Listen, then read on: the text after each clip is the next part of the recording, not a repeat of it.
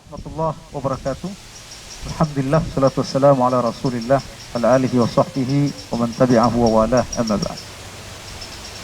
Sahabat Isnet yang dirahmati Allah SWT, alhamdulillah kita sudah berjumpa dengan Ramadan di hari yang kedua. Alhamdulillah. Di hari yang kedua ini, mari kita melihat beberapa karunia Allah Subhanahu wa taala di bulan Ramadan. Salah satu karunia Allah Subhanahu wa taala pada kita adalah ketika Allah Subhanahu wa taala mencurahkan kasih sayangnya kepada kita. Curahan kasih sayang ini sebagaimana disebutkan dalam hadis Nabi, berbentuk surga Allah Subhanahu wa taala. Janji-janji Allah Subhanahu wa taala kepada kita terhadap pahala yang akan diberikan kepada kita. Kita lanjutkan pada pertemuan kita pertama bahwa ada 7 amal ibadah yang kita prioritaskan pada bulan ini untuk mencapai hasil takwa dan ampunan Allah Subhanahu wa taala. Amal ibadah yang keempat yang harus kita prioritaskan di bulan Ramadan setelah sholat, puasa, dan membaca Al-Quran, yaitu banyak berdoa kepada Allah. Banyak berdoa dan berzikir kepada Allah SWT di bulan suci. Kenapa, saudaraku? Karena di bulan Ramadan doa diterima dan sangat makbul. Zikir sangat memiliki pengaruh yang luar biasa pada jiwa. Oleh karenanya memperbanyak doa dan berzikir di bulan Ramadan adalah salah satu amal prioritas yang dilakukan oleh Rasulullah SAW di bulan Ramadan. Kenapa, saudara? Rasulullah SAW bersabda, "Lis-shaimi 'inda iftarihi da'watun la turad." Orang yang berpuasa, kata Rasulullah SAW, ketika dia berpuasa dia memiliki doa yang tidak akan pernah ditolak oleh Allah. Doa adalah inti ibadah, saudara. Doa, kata Rasulullah, adalah mukhul ibadah, otaknya ibadah. Sebuah ibadah kalau nggak ada doa, hampa ibadah itu. Ibnu Qayyim al-Jauziyah berkata, kata beliau bahwa inti Al-Quran 30 juz itu adalah Al-Fatihah. Dan inti Al-Fatihah adalah ayat Iyyaka na'budu wa iyyaka nasta'in. Hanya kepadamu ya Allah kami menyembah, dan hanya kepadamu ya Allah kami meminta. Jadi inti Al-Quran itu seluruhnya hanya 2 ternyata. Penyembahan kepada Allah dan meminta kepada Allah. Saudaraku, doa adalah inti perintah Allah pada manusia.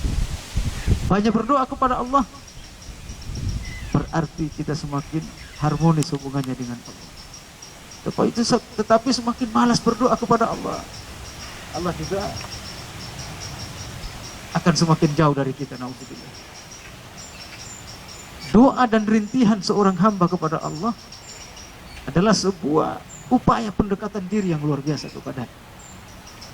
Semakin kita meminta kepada Allah, Allah makin cinta.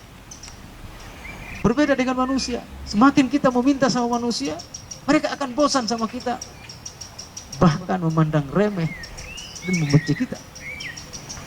Orang yang semakin diminta semakin marah biasanya, tetapi Allah SWT semakin diminta semakin cinta, semakin suka kepada kita.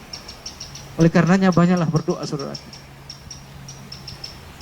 Kata Imam Ghazali, doa itu ada beberapa macam syarat. Pertama, berdoalah Anda dalam kondisi suci, maka doa Anda akan diterima oleh Allah. Jadi lebih utama doa itu ketika kita dalam kondisi suci, apalagi di bulan yang suci. Yang kedua, kata Imam Ghazali, berdoalah Anda seperti ketika beribadah, yaitu menghadap kiblat. Itu lebih utama. Doa menghadap kiblat berarti kita memohon langsung menghadap Allah Subhanahu wa taala. Yang berikutnya, doalah Anda dengan isi doa yang baik-baik saja. Jangan berdoa dengan hal-hal yang tidak baik, mendoakan orang, kecelakaan orang dan sebagainya, tidak boleh. Tapi berdoa dengan doa-doa yang indah, meminta kepada Allah SWT. Nikmati doa itu. Oleh karenanya para ulama terdahulu, saudaraku sekalian, mereka berdoa, menjadikan doa itu bagian dari kehidupan, tidak bisa dipisahkan dari.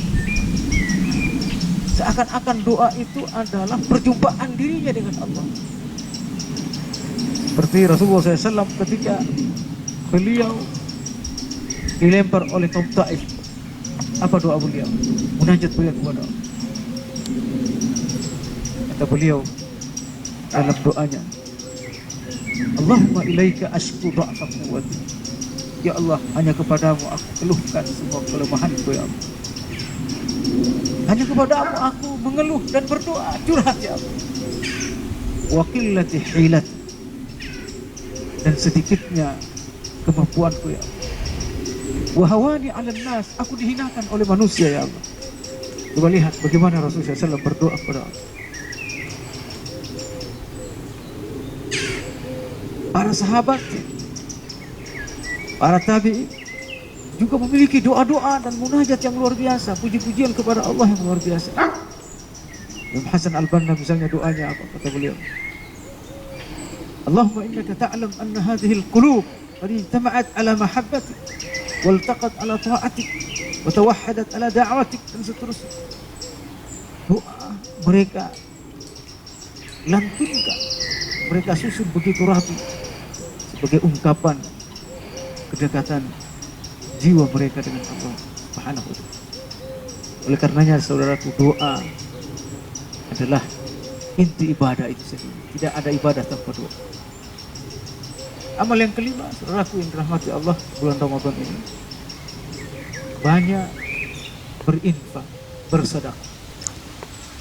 Sedekah adalah ibadah sosial. Tidak ada manfaatnya kita mendekatkan diri sama Allah kalau kita hubungan kita dengan manusia tidak baik. Hablum minallah baik, tapi hablum minan nas tidak baik, itu tidak akan menyempurnakan amal ibadah kita. Kehidupan sosial, saudaraku, sangat penting dalam kehidupan ini. Ungkapan kedekatan kita dengan umat, ungkapan kedekatan kita dengan manusia dengan memberi. Kata Ali bin Abi Thalib, tahadu tahadbu, saling memberi hadiahlah kalian, maka kalian akan saling cinta. Jadi sungguh baik, sungguh indah apabila orang kaya memberi kepada orang miskin dan orang miskin mendoakan orang kaya. Inilah kehidupan yang harmonis dalam masyarakat. Memberi, kata Allah Subhanahu wa ta'ala, adalah tabungan akhirat. Ma indallahi ma indakum yanfad wa ma indallahi baqin, kata Allah. Apa yang di sisi Allah itu akan kekal. Sebaliknya apa yang di sisi kalian yang kalian tahan tidak diinfakkan, itu akan habis, musnah. Oleh karena saudara, mari kita berinfak dengan sebaik-baiknya di bulan Ramadan. Perbanyak infak, perbanyak sedekah. Keluarkan zakat. Gelisahlah Anda kalau Anda tidak berzakat, sementara harta Anda menumpuk. Yang keenam, saudaraku, di bulan Ramadan banyak beriktikaf di masjid. Karena iktikaf sunnah Rasulullah SAW yang tidak pernah ditinggal oleh Rasulullah. Sunnah Rasulullah SAW yang selalu dilakukan setiap 10 terakhir Ramadan. Kenapa kita harus beriktikaf? Iktikaf adalah perenung, kontemplasi diri. Bahwa hidup ini ternyata sementara. Bahwa yang bermanfaat itu selain materi ini, yang paling bermanfaat adalah kedekatan kepada Allah. Perenungan ini terjadi pada iktikaf. Rasulullah SAW kata Aisyah radhiyallahu anha, kalau datang 10 terakhir Ramadan, sedda mizarahu, ya kuatkan, kencangkan ikatan pinggang. Itu apa? Khusus ibadah. Wa aikadha ahlah, dibangunkan semua keluarganya. Wa ahya lailahu, dan dia hidupkan malam harinya. Udah jarang tidur Rasulullah SAW kalau udah 10 terakhir. Tinggalkan tidur. Inilah iktikaf. Dan yang terakhir, banyak bersilaturahim. Insya Allah dengan silaturahim akan menghapuskan seluruh dosa kita insyaallah pada seluruh manusia setelah dosa kita kepada Allah selesai. Inilah 7 amal di bulan Ramadan yang kita prioritaskan saudaraku. Semoga ini mendapat bisa kita lakukan di bulan Ramadan dengan sebaik-baiknya sehingga kita keluar dari Ramadan menjadi hamba yang diampuni seperti bayi yang baru keluar dari rahim ibu kayaumin waladathu. Amin ya rabbal alamin. Sekian, assalamualaikum warahmatullahi wabarakatuh.